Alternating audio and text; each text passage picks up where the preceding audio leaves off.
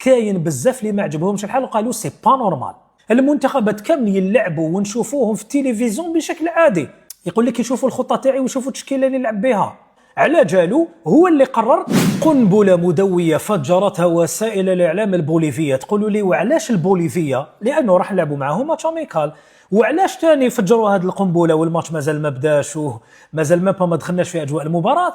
لانه هما معتادين انه اي مباراه وديه ولا رسميه لحساب التصفيات ولا لحساب الكوبا امريكا ولا اي منافسه تكون منقوله على شاشه التلفزيون، يشوفوها هما ويشوفها ايضا الجمهور تاع المنتخب اللي راح يلعب معاه. لكن في هذا لو كا تاع المباراه الوديه اللي راح تكون الاخيره قبل كاس العالم للمنتخب الوطني الجزائري امام منتخب بوليفيا، ورانا نهضروا على وسائل الاعلام تاعهم ودوك نهضروا واش قالوا، ما راهمش فاهمين السبب اللي خلى هذه المباراه سوف تلعب دون حضور الجمهور ولن تنقل على شاشه التلفزيون لحد الان انا نقول معليش. حنا نهضروا على وسائل الاعلام البوليفيه دارت مقال كبير عنونته بالبونط العريض وكاتبين انه واش كاتبين، راهم يحملوا المسؤوليه للمدير الفني فلاديمير بيتكوفيتش، هو اللي قال لك هو السبه على جالو، هو اللي قرر باش هذه المباراه تلعب دون حضور الجمهور ووسائل الاعلام، وايضا لن تنقل مباشره عبر القنوات ولا وسائل الاعلام. واش قالوا؟ شوفوا المقال تاعهم كيفاش بداوه. هنا نقدروا نقولوا انه وسائل الاعلام البوليفيه اللي راح نلعبوا مع المنتخب تاعهم وديا كشفوا المستور، ونقدروا نقولوا انهم فجروا قنبله من العيار الثقيل، ونقدروا نقولوا انهم فضحوا فلاديمير بيتكوفيتش. وكلا عندهم الحق فضحوا، لانه احنا عندنا يومين وانا نستناو مازال ما راناش فاهمين تماما واش راه صاري. واحد يقول لك الامن تاع كانساس سيتي قال لهم ما نقدروش نديروا لكم مباراه بحضور الجمهور، والارجنتين مع ليسلوند كيفاش راح يلعبوا؟ كاين 2 ولا 3 مباريات ولا 4 مباريات ستلعب ايضا في نفس اليوم وتقريبا في نفس الوقت مع المباراه تاع الجزائر بوليفيا، هما تاني يلعبوا دون جمهور، هما تاني ما يشوفوش المباراه تاع المنتخب تاعهم. هنا علامات استفهام كبيره. نروحوا للمقال، شوفوا مليح، تبعوني المقال هذا واش قال على ذمه وسائل الاعلام البوليفيه. انا حوست كي لقيته ترجمته بطبيعه الحال، ودوك نقراوه سويا باش نعرفوا الخيط الابيض من الخيط الاسود. هل هي مجرد اتهامات ولا صح واش راهي تقول الصحافه البوليفيه؟ نسمعوا. مناوره استراتيجيه تثير الجدل في عالم كره القدم. قال لك وكانوا راهم يوصفوا فيها بحاجه مناوره، معناتها داروها بالعاني، المناوره هي بالعاني ديرها. قال لك تثير الجدل في عالم كره القدم، قال لك تما حب يقول جامي سمعوا بها. فقد اتخذ مدرب المنتخب الجزائري البوسني فلاديمير بيتكوفيتش، هذه هما راهم يقولوا، قرارا حاسما قبل المباراة الودية التي سيخوضها فريقه يوم الأربعاء أمام بوليفيا بطبيعة الحال المنتخب تاعهم، حيث سمعوني مليح هنا واش قال، حيث طلب أن تجرى المواجهة خلف أبواب مغلقة بالكامل. راهم يهضروا على بيتكوفيتش، راهم يقولوا أنه بيتكوفيتش هو اللي طلب أن تجرى المواجهة خلف أبواب مغلقة بالكامل. حب يقول وسائل الإعلام البوليفية راهي تحمل المسؤولية للمدرب، وراهي تقول أنه بيتكوفيتش هو اللي دار القرار. وش من قرار؟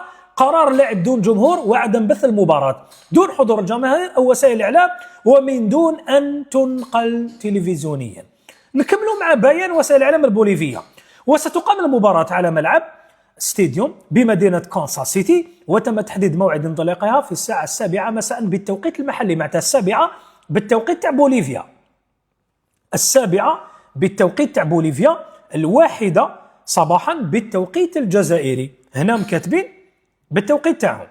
وسيبدو الملعب خاليا تماما بينما ستجرى المباراة في سرية تامة.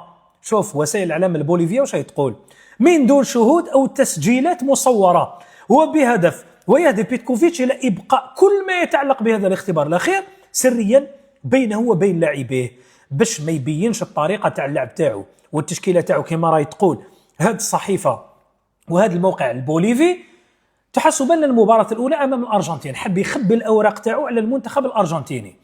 ويعود سبب هذا التكتم، هنا راهم يتجزموا دوك أي وسيلة إعلامية كي تقول لك ويعود سبب هذا التكتم، حب يقول راهم واثقين من المصادر تاعهم. فهمتوني؟ راهم واثقين من المصادر تاعهم.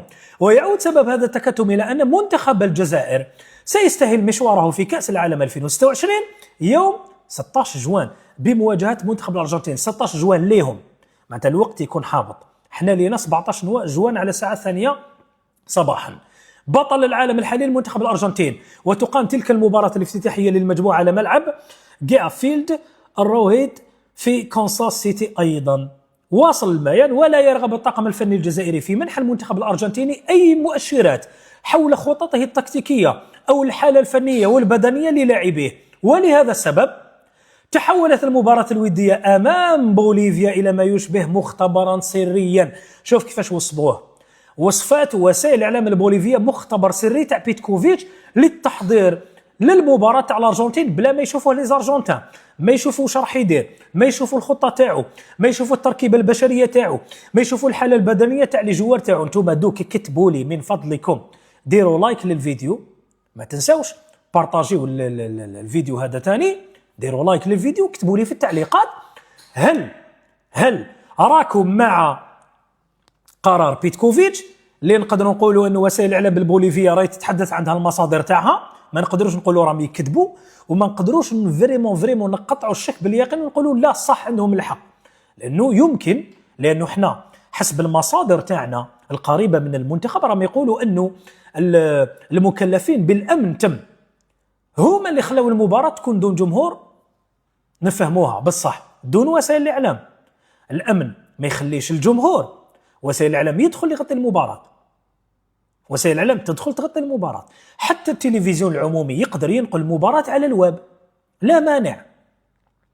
انت تخبي الخطه تاعك، غير لا حب صح يخبي الخطه تاعو والجوار والاخر ينوعوها، بصح كي يديروها في الويب لي زارجون تاع باك راهم يحوسوا على كل كبيره وصغيره. تصريح تاع مازا كي قال ان شاء الله نربحوا ميسي، جبدوه حطوه في صحيفه اولي الواسعه الانتشار في الارجنتين. يعني راهم يتبعوا كل كبيره وصغيره. الاستوديوهات تاعهم في الارجنتين راهم كل الكلام من البدايه للنهايه المنتخب تاعهم بطبيعه الحال، وايضا حاله المنتخب الوطني الجزائري، الوصول، تصريحات محرز، تصريحات بيتكوفيتش. الان هذه الاخبار راح توصلهم، لانه كي تقول انت وسائل الاعلام البوليفيه قل وسائل الاعلام الارجنتينيه. كي انت هذا المقال كبير وعريض كاتبين مناوره استراتيجيه تثير الجدل في عالم كره القدم، كاتبين باش يطيريو ويكروشيو بهذا العنوان، حتى لي زارجنتين دوك يبرونشيو ويشوفوا ويطلعوا عليه ويزيدوا ايضا يتحدثوا على هذا الامر. دوك لا صح بيتكوفيتش خبى الاوراق تاعو ودارها سابقا جمال بالماضي لا تشفاو، يتحمل مسؤوليته. هو على بالوش هو يدير، هو الادرى. احنا ربما نزعفوا لانه الماتش ما نشوفوش، المنتخبات كامل يلعبوا رانا نشوفوهم عبر شاشه التلفزيون بشكل عادي، غير تلحق للمنتخب تاعنا نبداو نخبيو الاوراق ونخبيو التشكيله ونخبيو. لا، انا نشوف انه الجمهور من حقه يتابع المباراه الاخيره الوديه امام بوليفيا. من جهه واحده اخرى المدرب ايضا من حقه يقول لك انا نخبي الاوراق تاعي، لي زارجنتين راهم غير يعسوا فينا، وصح هذه صح. دو كل واحد واش نتوما كتبوا لنا رايكم في التعليقات. اني قريت لكم البيان تاع وسائل الاعلام البوليفيه اللي يبدو انها لم تتجرع هذا القرار، لكن سنترقب نشوفوا. يمكن المباراة يديروها لو ان تي في عبر الويب، يمكن نقدروا نشوفوا المباراة هذه ونقدروا ما نشوفوهاش وواحد ما يهضرها ومن بعد نسمعوا بالنتيجة هكذا فقط من الصفحة الرسمية للاتحاد الجزائري لكرة القدم على الفيسبوك. الآن نترقب كما نقولوا. رانا سمعنا وسائل الإعلام البوليفية دوكا اللي يقول لي كاين بزاف، قريت بزاف الناس ما عجبهاش الحال، كاين بزاف اللي ما عجبهمش الحال وقالوا سي با نورمال. أنا باش نكونوا واضحين، كاين اللي قال لك لا المدرب بيتكوفيتش عنده الحق، كل واحد واش يقول، هذه زوج. كاين اللي يقول لك في هذا المستوى المنتخبات كامله راهي تلعب والناس تشوفهم. صح، رانا نهضروا حاجه حقيقه، المنتخبات كامل يلعبوا ونشوفوهم في التلفزيون بشكل عادي، ما قالوا نخبيو، ما قالوا السريه، ما قالوا والو. دوك الا انت تشوف السريه، المنتخبات كامل ولات كتاب مفتوح، وشنو اروح انت نربحوا في المباراه، انه عنده خطه تكتيكيه يستند عليها، عنده صرامه لعب، عنده طريقه لعب، عنده بزاف امور، عنده ايضا الخطه تاعو اللي يبدلها بطبيعه الحال حسب المنافس اللي راح يلعب معاه. انت كي تشوف المباراة ولا ما تشوفهاش، وبعد كي تدخل الوقت الصح ما تلعبش مليح، ما كان لا مباراة شافوها لا خطة لا مسطور ولا هم يحزنون. هنا باش نكونوا واضحين. انا كما بدينا الفيديو تاعنا، وسائل الاعلام البوليفية كشفت المسطور، دوك هم يكذبوا. نزيدوا نقولوا على وسائل الاعلام البوليفية انهم راهم يكذبوا؟ لا، انا ما نزيدش نقول عليهم باللي بوليفيا راهم يكذبوا تاني. هنا باش نكونوا واضحين. ثم قولوا لنا رايكم في التعليقات باش نواصلوا مع المنتخب الوطني الجزائري. التدريبات تتواصل بكونساس سيتي منذ وصول البعثة الوطنية على الساعة 1 صباحا من يوم أمس. راهم يتدربوا، راهم يتأقلموا شوية شوية، بيانو بالعقل على المناخ، على الظروف تما، على بطبيعة الحال الفارق تاع الوقت اللي بيننا وبينهم، بما أنه التحضيرات بدأت يوم 25 ماي ولا 26 ماي بمركز تحضير المنتخبات الوطنية بسيدي موسى. كاين تأقلم راح يكون بين يومين 3 أيام حتى 4 أيام، ومن بعد خلاص كي تلحق المباراة تاع المنتخب الأرجنتيني نقدر نقولوا رانا واجدين نفسيا بدنيا بسيكولوجيا. المباراة هذه تاع بوليفيا راح تكون مهمة بزاف. ربما بيتكوفيتش خمم يقول لك راح ندخل بالتشكيلة الأساسية والخطة التكتيكية اللي راح نلعب بها مع الأرجنتين. يقدر يكون خمم هكذا، يقدر يكون خمم هكا. انت تقول له لا، يقول لك يشوفوا الخطة تاعي ويشوفوا التشكيلة اللي نلعب بها. من جهة واحدة أخرى ما نقدروش ندخلوا في خيارات المدرب، من جهة واحدة أخرى من حقنا ننتقد لأنه نحب نشوف المنتخب تاعنا، ومن جهة واحدة أخرى ماشي كل حاجة نردوها مشكل كبير. أوكي، ماشي كل حاجة نضخموها وتولي مشكل. لا، أنا لو كان ما شفتش البيان هذا تاع وسائل الإعلام البوليفية ما نهضرش على هذا الموضوع. داروه ما داروش هذيك حاجة واحدة أخرى.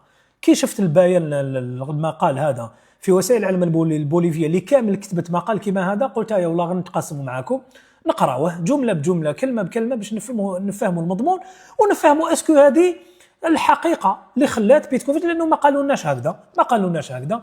وحتى المصادر القريبة من المنتخب الوطني الجزائري لم تقل هكذا. المصادر قالت أنه الهيئة المنظمة تما اللي ما خلاتش، دوك بين الهيئة المنظمة اللي ما خلاتش المباراة تلعب بالجمهور وبين هذا المقال اللي قريناه فارق بين السماء والأرض، ماشي كامل كيف الصح وين راه الله أعلم. احنا إن شاء الله تكون الهيئة المنظمة ماشي هذا الأمر، لأنه هذا الأمر تقدر تصارح تقول نخبي الخطة وهذا ما كان وما نديرش، لأنه كاين ناس قالت المباراة ستلعب بملعب جامعي. المباراة ستلعب بملعب جامعي، كاين منتخبات لعبوا بملعب جامعي صغير وداروا المباراة مباشرة. هذه ماشي سبة صراحة، هذه ماشي سبة. لكن إذا ولات في أمور أخرى تخبي التشكيلة، تخبي الخطة، تخبي أمور تكتيكية، التشكيلة الأساسية اللي راح تلعب بها مع الأرجنتين، هذه المدرب هو اللي ديسيدي، وإحنا ما نقدروش ندخلوا له في أمور كما هادو خياراته داخلة في النطاق التكتيكي تاعو. أوكي تمام، شكرا، يعطيكم الصحة، بارك الله فيكم، تحياتي الجميع. ما تنسوش لايك للفيديو، اشتراك للقناة، تفعيل الجرس. بارك الله فيكم ويعطيكم العافية. تشاو.